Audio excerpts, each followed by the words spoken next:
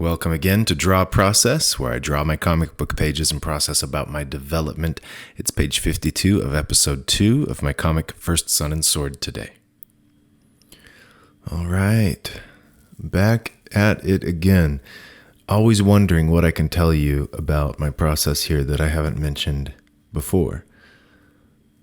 I know on this page I was struggling with the complexity of the situation. So I hinted at on prior pages that there were soldiers, these are gang members, I guess, these mercenaries.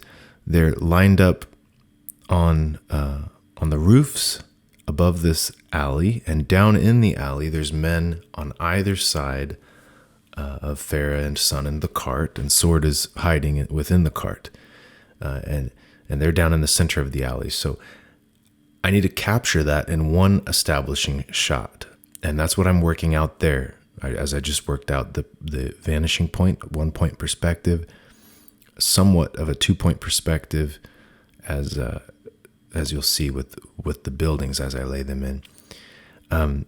But there's not a lot of camera angles at which you can capture all of that at once, not when these people are on the roof 3 stories above. I didn't have to do it that way, but I wanted to make sure that was clear. So we see them on either side of the roof from kind of a bird's eye view. The next panel, and this is where we introduce another layer of depth to the situation. Kurok the Man-Eater is standing there behind some of the men on the roof. Now their attention is all straight down with their crossbows pointed down, and he sees them, and he overhears Pompadour's threats to shoot the boy. Of course, he can't allow this to happen because he has to be delivered alive to the emperor. And so we see Kurok is up there. Then we come back to Pompadour, like talking to them, counting down like he's about to fire. And we see Farah's reaction, Sun's reaction, the pile of hay in the cart, so straw, I guess technically. So Sword's reaction, and then a large panel showing Kurok attacking the men on the roof. Now, this moment, I've already got an establishing shot, so this moment could have been super dynamic. I could have been very zoomed in and just highlighted the energy of him attacking. Instead, I went with more of an establishing shot. I wanted you to clearly see the layout and the situation. So not only do we see the men he attacked on one side of the roof, but in the foreground, we see the men that are on the other side of the roof that are about to get attacked. I found it kind of frustrating, this page. The pencils, completing this page took longer than usual. And you'll notice here, I've got a panel border, and the way that I'm working out the vanishing point and realizing I've got to get 3 stories in here coming up, and I've got to get these figures in there, but I don't want them so small that you can't see anything. I want a little bit of size to them so you can see what they represent. So to do that, without changing what I've been trying to work out, I just went ahead and did a full bleed panel here to allow for a slightly larger space so that I can get the men on the roof around it. Now, that's a little bit cheating. You know, the drawing was not well planned, so I'm growing the panel borders to try to make it work without having to start over. I'm well aware that's what I did, but I'm okay with that. The full bleed on this this will be fine. It is a left-hand page number, like it's a even page, so it's going to be on the left hand, and so a full bleed coming out to the edge of the paper on the left side will look nice compared to on the right-hand side, because then that full bleed goes into the binding of the book, kind of gets lost a bit in the curve of the paper down into the binding. And because it's an establishing shot, and it's rather static, it's not trying to be dynamic and guide the eye to the next panel. It makes sense to go ahead and let it be more expansive in the full bleed. But, that's an example of one of these struggles I'm having on this page. Now, here we have tiny figures in perspective. Each one is closer to a directly top-down view because they're getting closer to that horizon line. And so I'm trying to work that out, but still, let this small figure have some detail, have some, make sure you can see each leg, each arm, a little bit of detail of the figures.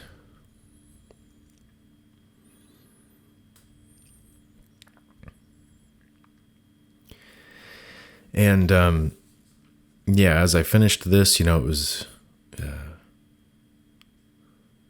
I don't know, I guess there's a way in which it felt a little bit not the most thought out when it comes to the design and composition of the page, not the best thought out. And then the compositions I ended up doing were less, I think, less advanced, less impressive, less decisive. And I think that reflects on the difficulty of the situation that I'm trying to convey with maximum information and clarity. Like I said, I could have used close-ups. I could have assumed the reader's going to understand all of this, but I don't want to slack on the very clear showing of what's happening, clearly lay out how I would see it in my mind's eye. And so I think because that's more challenging, it's more, it resulted in my brain power getting eaten up with that activity, with that goal, and less on the higher order of design and composition. So that's good to know, to see that I'm reaching the limit of my capacities at the moment. Room for growth there. And it's good to be able to describe and identify what occurred, what is happening. If there's a failure, what kind of failure and how. If you can describe it accurately, you're quite a bit closer to learning and improving. And you'll see here on Kurok, I'm trying to figure out what is his size in comparison to these guys. It's always a little awkward since he's not a human. And making sure I like that silhouette as we introduce him. Now, because he is so blue-green, his color is so bold, and his shape is so bold, and I've made sure to show his full figure. I don't let his feet get cropped off in the panel or anything. Even though he's small in that panel, he is the largest figure in the panel, and no other person or anything breaks his silhouette. So even though he's kind of small, his tail and body shape and color and everything is going to really stand out. It will be. I say that because for the story, it's important that it's a surprise, that the reader's like, oh wow, there's Kurok, he's here. Now that could have been done in a different way, like earlier when it was more inductive and we had just his shadow falling over someone, and then they look up and they see that it's Kurok. In this case, it's very objective, very deductive. He's just right there, fully in view. You don't. It's just bam, he's there. I chose to go that route with this, and we still and here we have more of this subjective. We get into a close view of Farah and Sun, and as Pompidou, the word balloons are Pompidou counting down, and they haven't made a decision, so he's telling them, send the boy over or I'm just going to shoot. I'm just going to tell my men to fire. He might get hit. Farah does not know Kurok is up above them. She's very cornered. She doesn't know what to do. And I chose for the story to have her not decide. So she doesn't send Sun over. and she's almost out of time. Now, maybe she was about to, just as the number, hit 0, maybe she was about to say, okay, fine, or maybe she was about to attack. But it is quite the problem. She knows the boy can fight, but she also knows that they're in impossible situation here, this trap. It would be very impossible for her to escape and dodge these arrows and fight with this many men around her pointed at her. So, we don't know what she was going to do, but she was very cornered, and sometimes that's just how it is in life. So it doesn't have to be there doesn't have to be a solution to that problem. And so here the men trying to get a nice gesture to their shape as they've been pushed by Kurok. So this one man's falling down into the alley as the other man gets knocked into the man next to him. So that entire side of crossbowmen are stopped. And Kurok is already running towards the ledge. He's going to jump across to get those other guys. It's all very clear what's happening.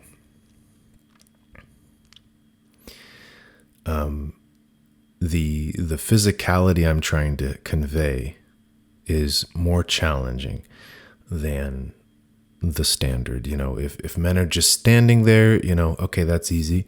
If they're standing there while pointing the crossbows, that's a little harder. And if I do more details, if everyone's wearing cloaks and there's literally no detail, or very baggy clothes with no folds, or there's different ways you can draw your figures that limit the amount of detail, make it much easier to do.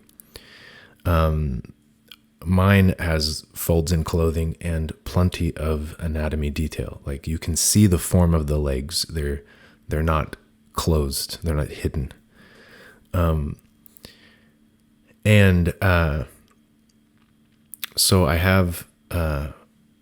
I've got to show this guy getting knocked into the other guy, and this causing them to drop their crossbows, not be able to, fight at the moment, like possibly fall over the edge. I've got to make sure all of that's conveyed. And I could take a shortcut. You could just, the Kurok could have just cartoonishly swung his arm out, and they could cartoonishly slam into each other in a very stiff pose. And that can read quickly, and it can be fun and engaging. It can be fine. But I tend towards not doing that. I tend towards the more physical expression and clarity of what's occurring. And that requires working out the pose a little more. That struck me in this moment too, that this is one of those situations where I have to work out the pose, and I don't want to spend too long either. And it's small. They're not very large on the page, so less like it's kind of harder to work it out when you have less space to do it. But also, I don't want to take very long working it out because it's such a small component of the page. So I feel this sort of need to move quickly with it, and a limit to my energy. It's not just wanting to move fast; it's a limit to my energy to just focus on that when I've got to draw these other people on the page and other background elements. Now, because I adjusted my thumbnail, I adjusted the perspective grid and the positioning. This looks different than on my usual. Kurok has basically been erased, and so I've done that thing I don't normally do, which looks more like what an animator might do. But I worked out everything before I even placed Kurok in the shot, as if I could just drop him in to a separate image. But that's only because I worked it out softly in the rough drawing, but had to erase it. So I kind of had a mental picture of where he would be and how he would be positioned. So I skipped redoing that and went to immediately dropping him in.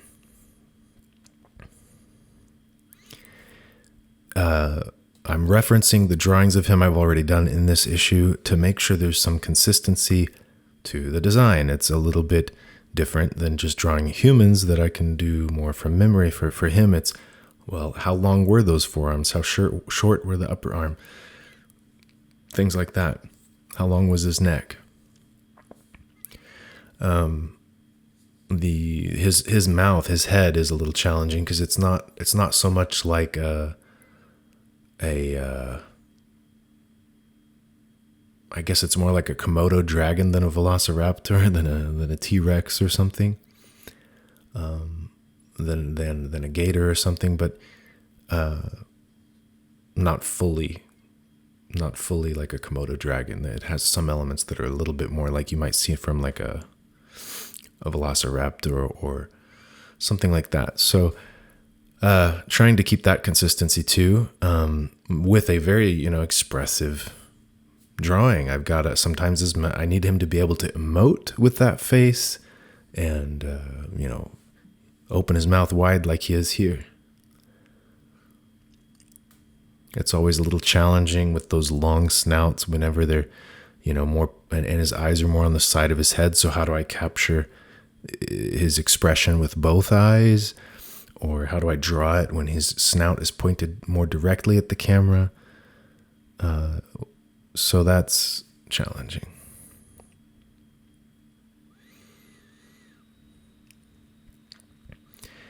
And to kind of taking my time with these pencils to make sure I work out these details.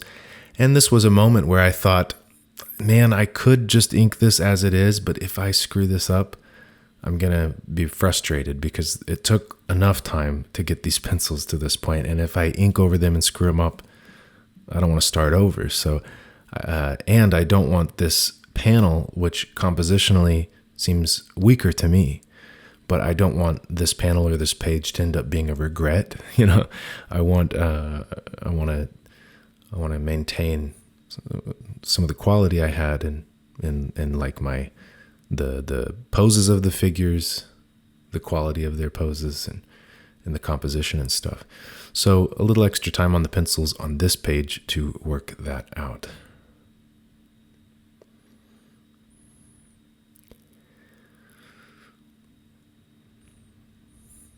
Laying in panel borders and word balloons. And then I'll get to the inking with the dip pen, the G pen. And Speedball Super Black ink. I have used other inks before, but this one works fine for me. I'm perfectly happy with it.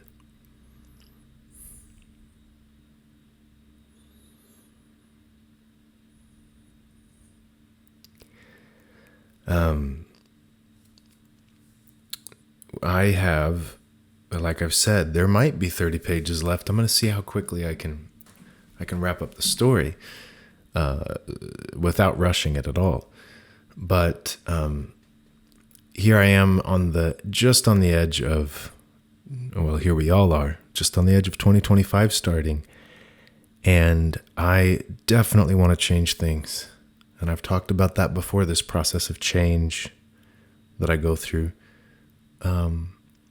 I need to change things next year and soon, but if it takes me 30 pages, that is half a year or more to finish this book next year, and I don't want to spend that long on it.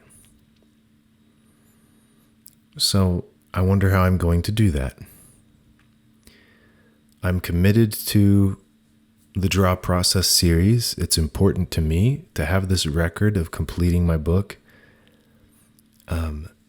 at least through the end of this book. I think I mentioned this last week that I've been thinking about how might this change. But I think it's going to be time soon to change my process. I might wait until this issue is over. But I am curious to take, maybe the way I used to do comics, which was more in kind of a triathlon. It was kind of the roughs and then the pencil inks, or writing roughs, pencils, inks. colors at the end. I might break it back into pieces. I got to be careful with that because I really like some of the things I'm doing now that I have been able to grow more doing it this way than I ever had before. But I'm also seeing that maybe I've grown enough through this process to move in towards a more constructed manner. Build the foundation, build the walls, put in the plumbing and electrical, kind of structured, right? Like piece by piece. But and I think I've also learned that I cannot write a script and stick to it. Through this process, I've learned that I can't do that. So I think that what I'm going to move towards for the next story is that I'm going to write/draw. I'm going to draw the whole story in a very rough comic and work out all of those panels, all those designs in a rough comic. I can share that process here too, but that raises questions. At least here, every time I share a video, it's a finished page. But, like there's a finished page on my webcomic at the time that you see the video. But if I revealed the entire, let's say, ugly comic, the entire rough process, and explained the whole story, and then much later, released the finished pages, I don't know how beneficial that would be or how fun that would be for people that are reading the comic. They may not want to see and hear that until they see the comic. So a little bit of a conundrum there. It's always been the problem for this series for me, though. It's the same problem. How do you share the process of doing something and not spoil the finished thing? And what I've leaned towards is just don't worry about spoiling things. Just share it all. So I'm figuring that out still. And it could be that there's a delay on what I complete and when I share it. I'll still record the whole process and my thoughts during the process, but maybe not share it until the book is done. And change kind of my release schedule here or what kind of videos I do in the meantime.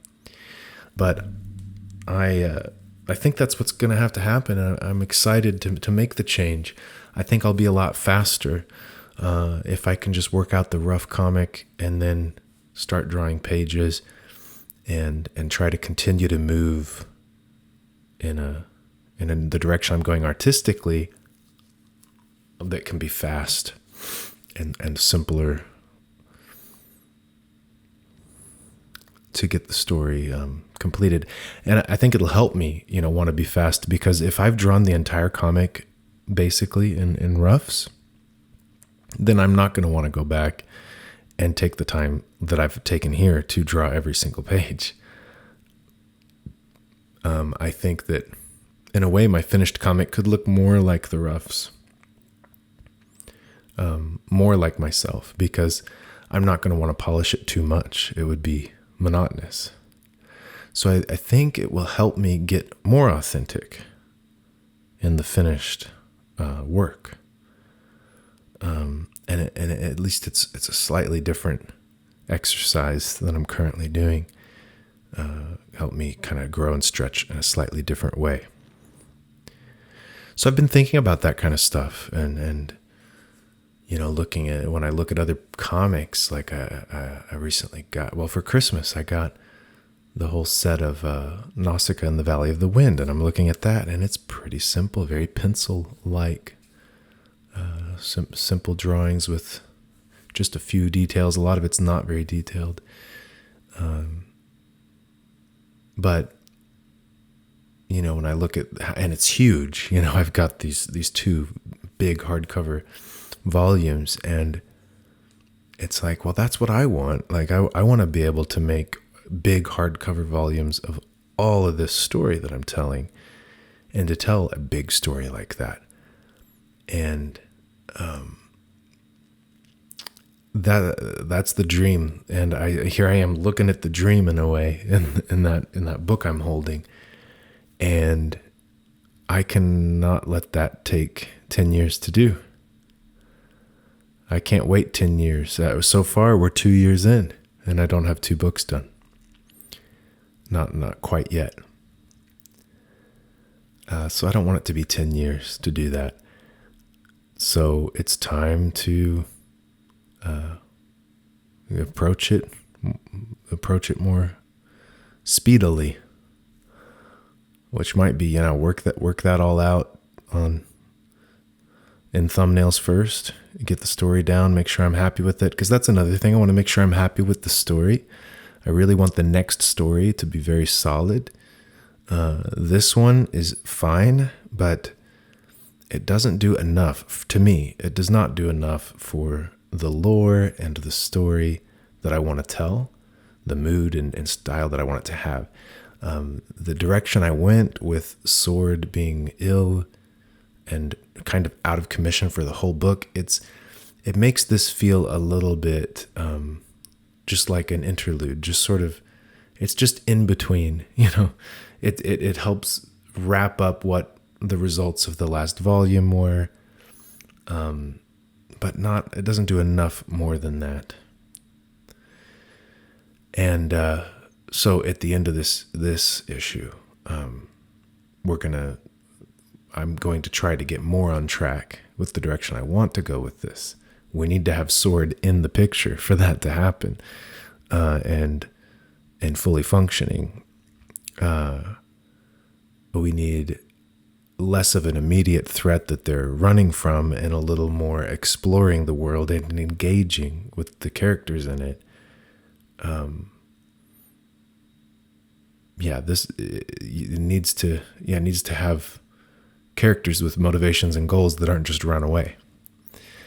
So that's the things I've been thinking about, and the way I need to execute that is draw the whole story first,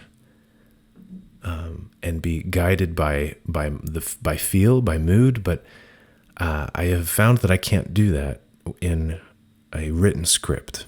For this comic, I wrote the script, but then I keep changing it as I'm drawing it, and I discover, more of what I feel it should be.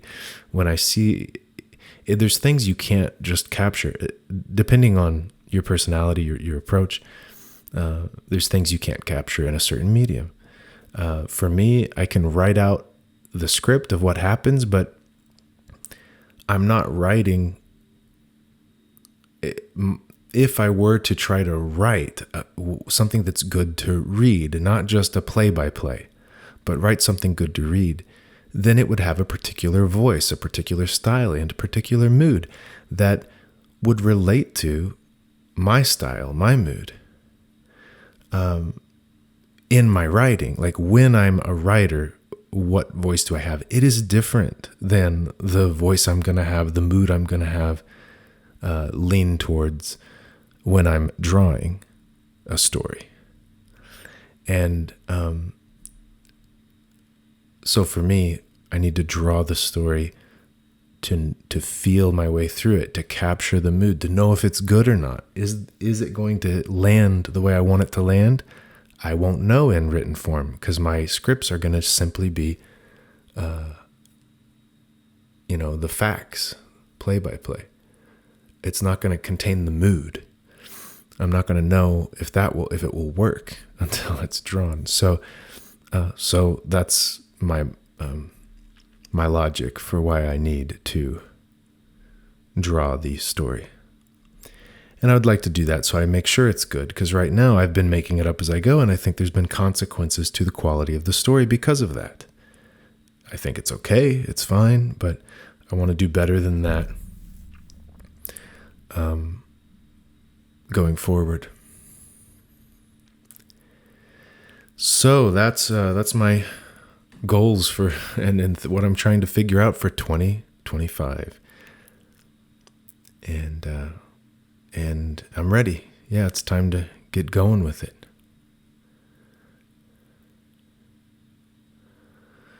And you'll see, trying to have a somewhat consistent light source, get the shading in on my figure. You'll see how much it pops him out off the background, brings him to life when the hatching lines are added. And I'm adjusting my pencils a bit I'm trying to be somewhat careful with the way that Kurok overlaps with the guy in front of him. The guy that's falling, I don't want him to overlap too much to interfere with the silhouette, the outline on Kurok. And definitely not interrupt in a way that creates a tangent, in a way that's awkward.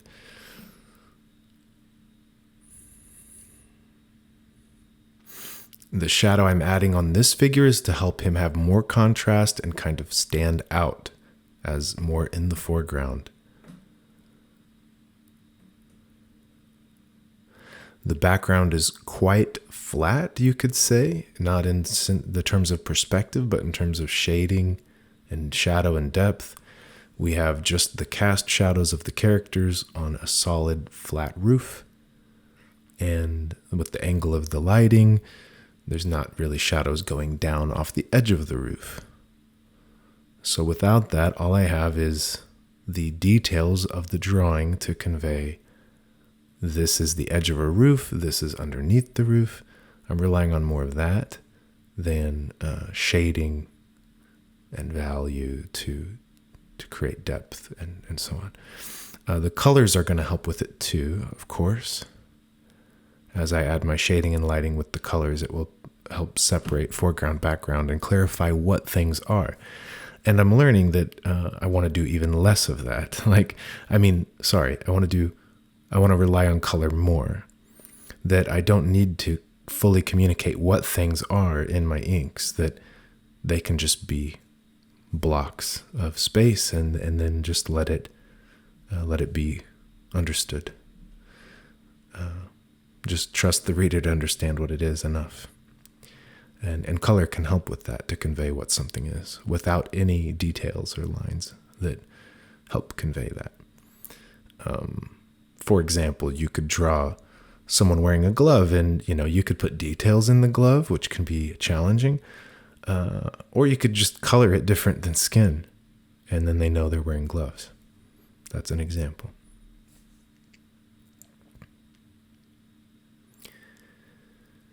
And the backgrounds here, not adding a lot of blacks into that background so that there's not too much contrast in the black background elements to help them kind of fade away in the distance. There's less lines, there's broken lines, less details on the buildings, less shadow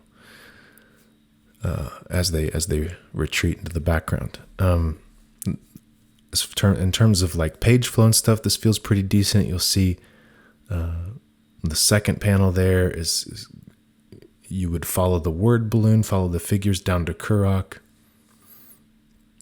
Then we go down to the word balloon there.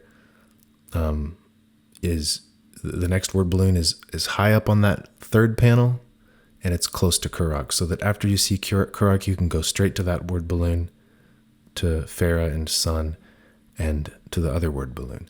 I've got it kind of reversed so that you're kind of going right to left in this panel, because you've just gone left to right and you're just kind of coming back.